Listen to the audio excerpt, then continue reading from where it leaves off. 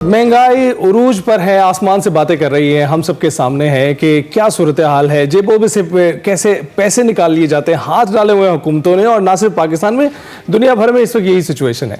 तो आज आपको बताते हैं कि जनाब, अगर आपके पास पैसे नहीं है तो आप चिकन की जगह दाल खा सकते हैं। और आज पाकिस्तान समेत दुनिया भर में दालों का आलमी दिन मनाया जा रहा है। वैसे दावे तो किए जाते हैं हुकूमतों की जानिब से कि भाई सब खत्म हो गई है, महंगाई का नामो निशान नहीं है। लेकिन आप जरा बाहर निकल कर देखें, आपको पता चलेगा कि महंगाई किस हद तक बढ़ चुकी है। क्योंकि जो फैक्ट्स एंड फिगर्स हमें बताए जाते हैं वो सिर्फ मेरे ख्याल से तहरीरी तौर पर ही होते हैं और उनका असर बाकायदा तौर पर आवाम तक नहीं पहुंच रहा। लेकिन आपने फिक्र नहीं करनी, दाल भी अगर आप खा रहे हैं तो उसके फवायद भी। आज आपको बताते हैं कि आलमी दिन भी मनाया जा रहा है और दाल बड़ा माल कह के ये आलमी दिन मनाया जा रहा है। अक़वाम मुत्तहिदा ने 2016 को दाल का साल करार दिया है क्योंकि इस साल सबसे ज्यादा पकने वाली डिश दाल ही थी। और क्यों ना होती, आपको वजह पहले बता दी। दाल ग़िज़ाइयत से भरपूर है। हफ्ते में एक बार दाल उबाल कर खाने से आंतों की सेहत बेहतर रहती है और इनमें कैंसर का खतरा भी कम हो जाता है।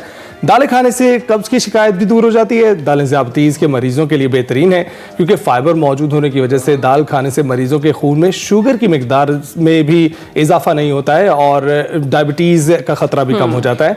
दालें हमारे लिए कितनी फ़ायदेमंद हैं, किस दाल की क्या खूबियाँ हैं और ग़िज़ा का कैसे इसको हिस्सा बना, कितनी मिकदार में बनाना चाहिए, इस हवाले से आज तफसील से बात करेंगे। इस पर बात करने के लिए हमारे साथ मौजूद हैं हमारी गेस्ट माहिर ग़िज़ाइयत सारा फारूकी। जी हाँ, अस्सलाम वालेकुम सारा, कैसी हैं आप?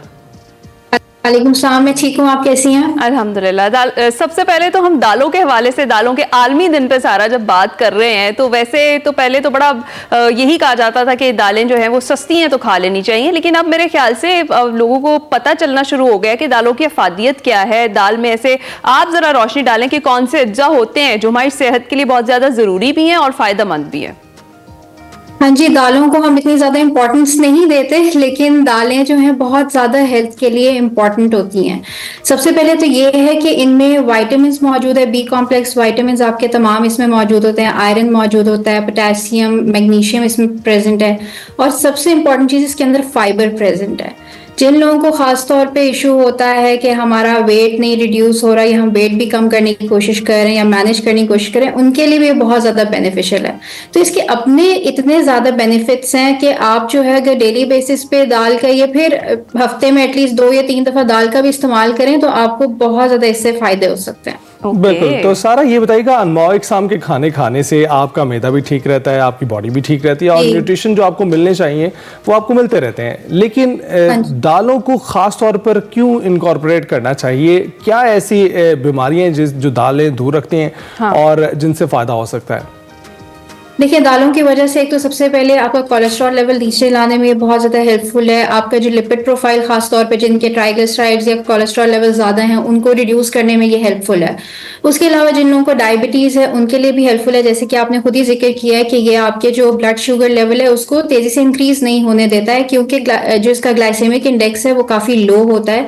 तो इसकी वजह से ब्लड शुगर लेवल आपका तेज़ी से इंक्रीज नहीं होने देता फाइबर कंटेंट की वजह से।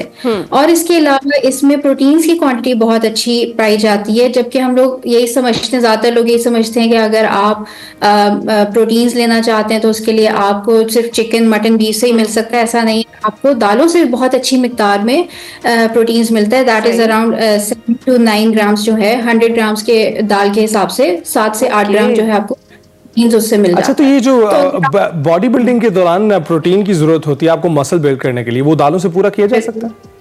कर सकते हैं आप। अगर आप देखिए बहुत सारे दुनिया में ऐसे एथलीट्स भी हैं जो वेजिटेरियन हैं, ये भी मैं आपको बता दूं। बहुत सारे एथलीट्स हैं जो कि बॉडी बिल्डर्स हैं और जो मतलब जैसे मैराथन रनर्स हैं या डिफरेंट किस्म के जो एथलीट्स हैं, वो लोग जो वेजिटेरियन हैं वो इन्हीं चीज़ों का इस्तेमाल करते हैं। लोबिया हो गया, दाल का इस्तेमाल हो गया, वो लोग नहीं इस्तेमाल करते चिकन, मटन, बीफ वगैरह का।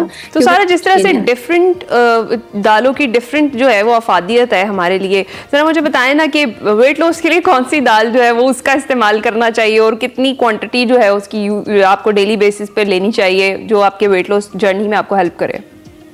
देखिए, सारी दालें ही इम्पोर्टेंट हैं। मैं इसी स्पेसिफिक दाल का नहीं कहूंगी कि आप ये लेंगे तो इससे लाजमी आपका वेट लॉस हो जाएगा, लेकिन जैसे मसूर की दाल है या मूंग की दाल है, बहुत बेनिफिशियल इस तरह से भी है क्योंकि फाइबर कंटेंट ज्यादा होता है।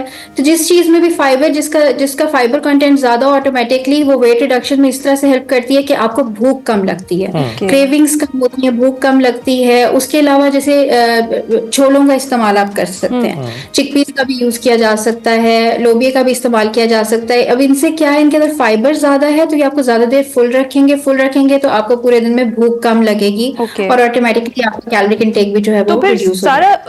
कोई स्पेसिफिक टाइम है जिसमें हमें कोई दालों का इंटेक करना चाहिए और कोई ऐसा टाइम जिसमें नहीं करना चाहिए?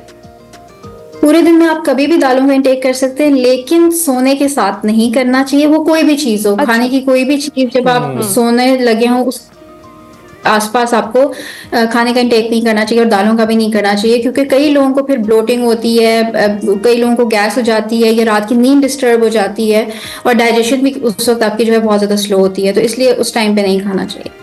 सही है। और हम ये भी सुनते हैं सारा कि जो डिफरेंट डिजीजेज है, जिस तरह से अभी अली और आप बात ही कर रहे थे कि उनमें भी हेल्पफुल रहती हैं दालें, तो शुगर के जो पेशेंट्स हैं उनके लिए कौन सी दाल मुफीद होती है और क्या वाकई ऐसा है कि दाल से उनके जो ब्लड शुगर लेवल है वो कंट्रोल रहता है? जी, दालों में क्योंकि फाइबर कंटेंट ज्यादा है तो इस वजह से वो बेनिफिशियल है डायबिटीज के लिए। वो सारी दालें, आप कोई भी दाल ले लें, उन सब के ये बेनिफिट्स हैं।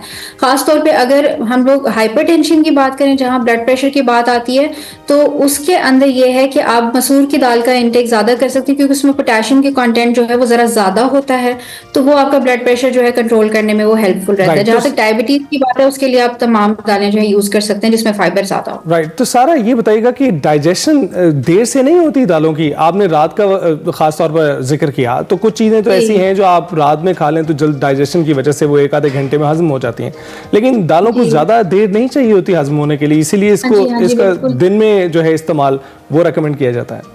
देखिए, जितनी भी चीजें हैं वो जिसके अंदर फाइबर मौजूद है या फाइबर कंटेंट ज्यादा अच्छा है तो वो ज्यादा टाइम लेगा डाइजेशन में, वो ज्यादा देर टाइम स्पेंड करता है आपके स्टमक के अंदर। तो दालों का भी इस तरह से है कि अगर आपने डिनर के टाइम भी लेना है तो डिनर भी एटलीस्ट आपका 4-5 आवर्स पहले हो जाना चाहिए। कई लोगों का डिनर हो रहा होता है बिल्कुल सोने के नजदीक, जैसे 1 घंटा पहले या 2 घंटा पहले। इतना क्लोज टाइम नहीं होना चाहिए। एटलीस्ट 4 to 5 आवर्स पहले आप जो है, आप दाल का अगर इंटेक करना चाहते हैं या कोई भी हाई फाइबरस चीज आप लेना चाहते हैं तो उस वक्त ले लें, ताकि प्रॉपर्ली वो फूड डाइजेस्ट होके एब्जॉर्ब हो जाए और उसके बाद फिर आप सोने की तैयारी कर सकते हैं। तो जिस तरह से सारा इनकी अफादियत है दालों की, तो ये एक स्पेसिफिक तरीके से कुक करके लेनी चाहिए या फिर जिस तरह से हम तो हर चीज में मसालों की भरमार करके तो उसको खाते हैं, तो क्या उससे इसकी अफादियत पे असर पड़ता है? ऐसा नहीं पड़ता है इतना फर्क, लेकिन ऑब्वियसली अगर आप बहुत ज्यादा ऑयल में वो चीज बनाने की कोशिश करेंगे तो उसका फायदा कम, नुकसान ज्यादा होने लग जाएगा क्योंकि ऑयल की क्वांटिटी इंक्रीज हो जाती है। वो उससे फिर और किस्म के हेल्थ इश्यूज आने लग जाते हैं, क्योंकि हम जितनी भी हेल्दी चीजें या हेल्दी आइटम्स हैं हम उनको कुछ इस तरह से अपने टेस्ट के हिसाब से बनाने की कोशिश करते हैं कि उसका जो फायदा होना चाहिए वो हमें होता ही नहीं है, उल्टा नुकसान होना शुरू हो जाता है।